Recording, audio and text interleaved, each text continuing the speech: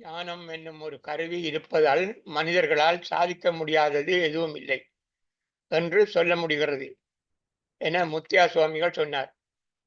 நினைத்து பார்க்க முடியாத அற்புதங்களை மனிதர்கள் நிகழ்த்துகிறார்கள். புரளி காட்டுகிறார்கள், மெய்சிமர்த்தம் செய்கிறார்கள், சித்து காண்பிக்கிறார்கள். எனக்கு நிலத்தில் இருந்தால் எழும்ப முடியவில்லை. ஆனால் மனிதர்கள் ஆடுகின்ற ஆட்டமும் காட்டுகின்ற சர்க்கஸும் பார்க்கின்ற போது இதுவும் மனிதரால் முடியுமா என நினைக்க தோன்றுகிறது. கடவுளைத்தான் நம்ப முடியாவிட்டாலும் இந்த சர்க்கஸையாவது நம்ப முடியாதா என்று நான் எண்ணிக்கொள்கிறேன்.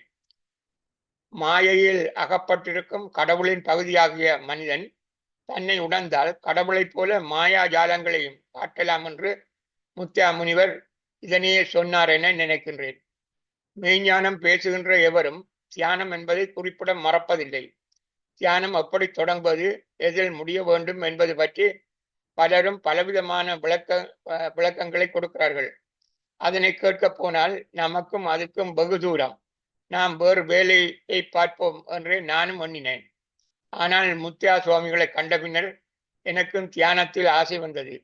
5 நாட்களுக்கு சாப்பிடாமலும் இப்போது என்னால் இருக்க முடியும் என்ற நம்பிக்கை உள்ளது. ஆனால் ஒரு நாளாவது 4:30 மணி வணக்கத்தை விட முடியாதுள்ளது.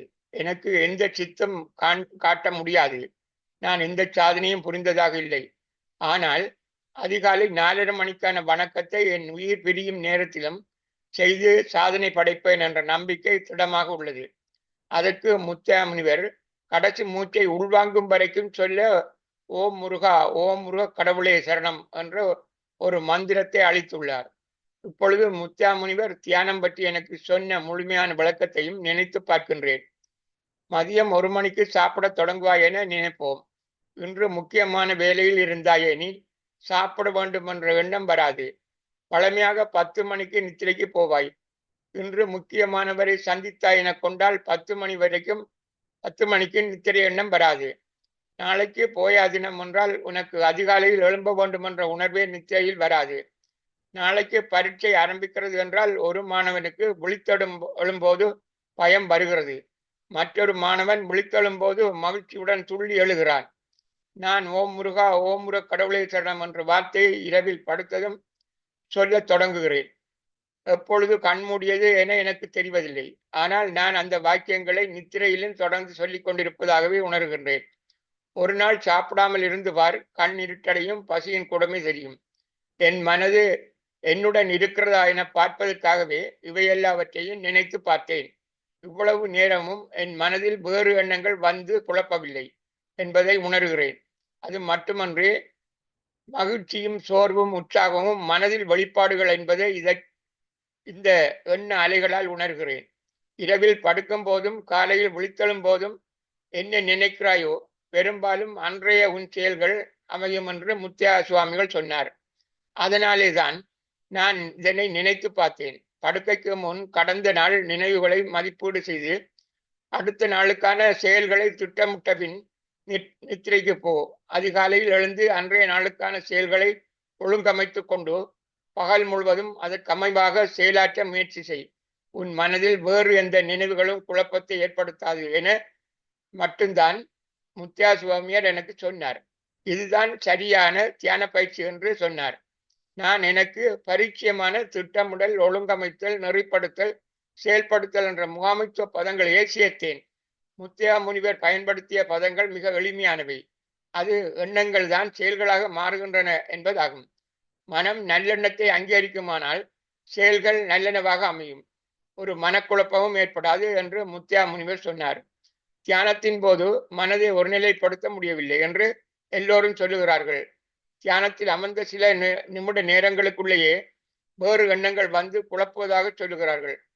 ஒவ்வொருவரும் ஒரே விடயத்தை ஒவ்வொரு முறைகளில் சொல்லுவார்கள். ஆனால் எல்லோரும் சொல்லுவது ஒன்றுதான். மனதை அலைபாய விடக்கூடாது என்பதுதான் தியான பயிற்சியின் நோக்கமாகும். அதிகாலையில் 4:30 மணிக்கு முன் எழும்பு. காலை கடன்களை முடித்து வடக்கு நோக்கி மடிகாலிலிருந்து மனதை ஒருநிலைப்படுத்த முயற்சி செய் என்று நான் சிலருக்கு சொல்லுவேன். பெரும்பாலானவர்களுக்கு படுக்கைக்கு போகும் முன் படுக்கையில் படுத்துக்கொண்டே நினைத்து கொண்டோ இருந்து கொண்டோ 2 நிமிடம் கண்களை மூடி நான் சொல்லுவது போல ஓம் முருகா, ஓம் முருக கடவுளே சரணம் என்ற மந்திரத்தை அல்லது நீர் புரிந்து கொள்ள உனக்கு விருப்பமான சிவாய நம என்ற மந்திரத்தையோ மனதில் உச்சரித்தபடி இருந்து பின்னர் நித்திரைக்கு போ. இப்படி தொடர்ந்து சில நாள் செய்து வந்துவார். அந்த நேரம் இதற்கான நேரமாக உனக்கு பழக்கப்பட்டுவிடும். அதன் பின்னர் இந்த முறையை நீர் மாற்றி படுக்கைக்கு போகும் முன் வடக்கு நோக்கி மடிகாலிலிருந்து அன்று நாள் முழுவதும் நடைபெற்ற செயல்களை எண்ணிப்பார்.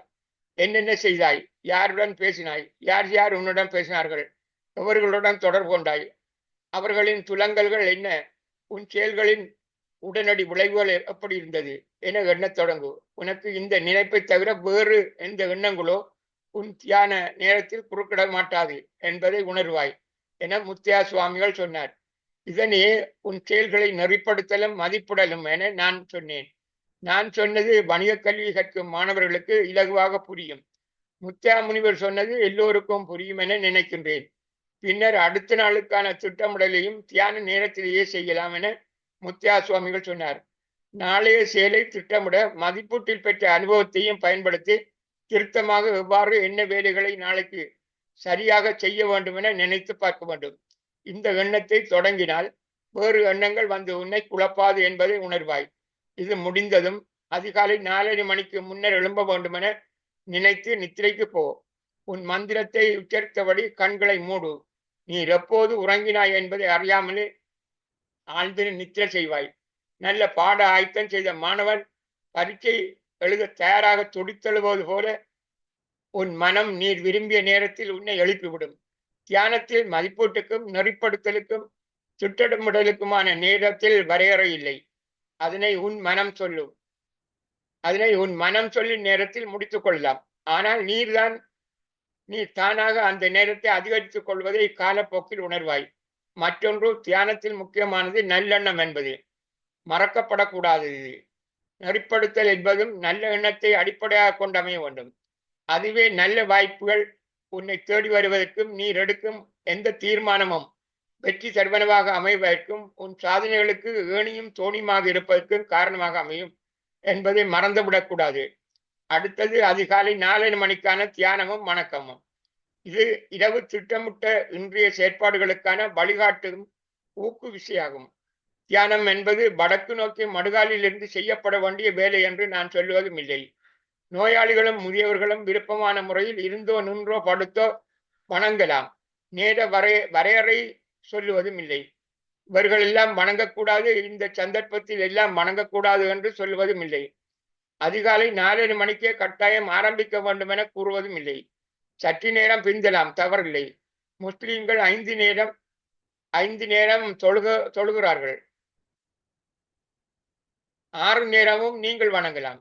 ஆனால் இன்றுள்ள மனித வாழ்க்கையில் நேர முகாமைத்துவம் முக்கியமானது என்பதால் நான் வணக்க நேரத்தை முழு நாளுக்குமாக ஆக்கியுள்ளேன். நின்றும் இருந்தும் வேலை நேரத்திலும் 24 மணி நேரமும் மூச்செடுக்க மறக்காதிருக்கும் வரை உன் மூச்சுக்காற்றுடன் நல்லெண்ணத்தை உடம்புக்குள்ளே அனுப்பு. அது உன் மனதில் ஏற்படக்கூடிய கெட்ட எண்ணத்தை துடைத்தறிந்து விடும்.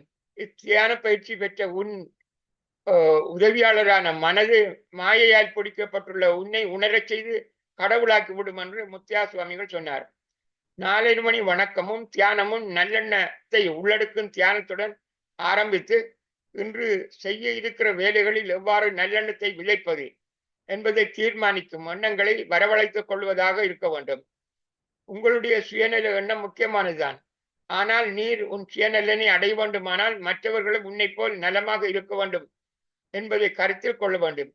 நீங்கள் கடிதம் எழுத ஆரம்பிக்கும் போது நாங்கள் நலமாக உள்ளோம், உங்கள் நலமும் அவ்வாறே ஆகட்டும் என்று பிரார்த்தித்து தொடங்குவது போல தூய எண்ணத்துடன் தியானம் அமைதல் வேண்டும். கடவுள் உன் கூடவே இருக்கிறார், கவலை பயம் கொள்ளாதே. உன்னுடைய அன்றைய செயல்களும் நல்லனவாகவே அமையும். உமக்கு எல்லாம் சித்தியாகும் என முத்தியா முனிவர் சொன்னார். அரவழி சப்போ மெண்டி சப்போ.